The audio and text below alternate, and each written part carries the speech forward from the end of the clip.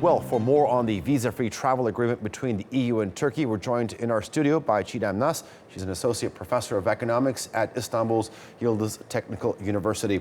Professor, thank you very much for joining us. So the question is, how quickly can the Turks travel to Europe without a visa? We have to, of course, see first the approval process ending, which would be about the end of June.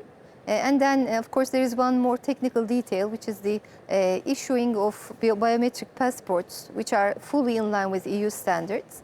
Since these are not ready yet, I think we can expect maybe the issuance of such passports by October 2016.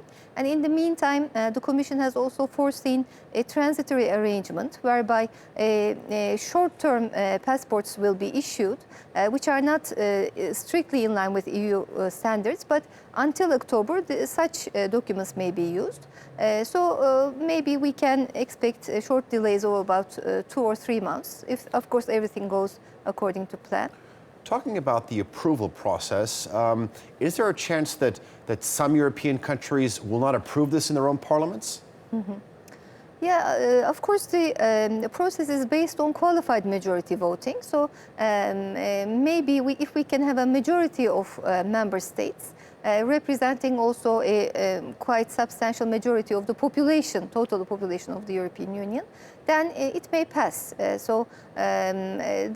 We need a critical majority, let's say. So maybe one or more dissenting member states will not make a difference.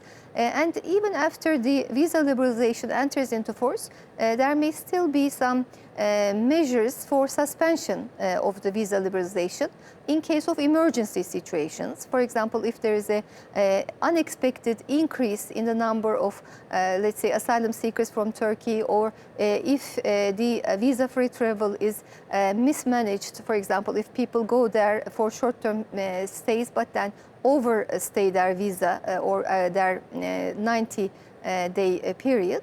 So in case of such unexpected outcomes, then there may always be some mechanisms for protection, for safeguard measures. So this doesn't include Turks who would perhaps want to go to Europe for working purposes then? It won't, yes. It is just for short-term period, for touristic stay or for business travels. But for example, for students who wish to study in the EU, or for people who want to reside in the European Union, then they will still have to apply for visas. What does this deal mean politically? Is this one step closer for Turkey to full membership with the European Union? It means actually a lot. I mean, first of all, it will mean that Turkey will become closer to the EU acquis in terms of convergence of standards, because it has also adopted many reforms in this process of visa liberalization.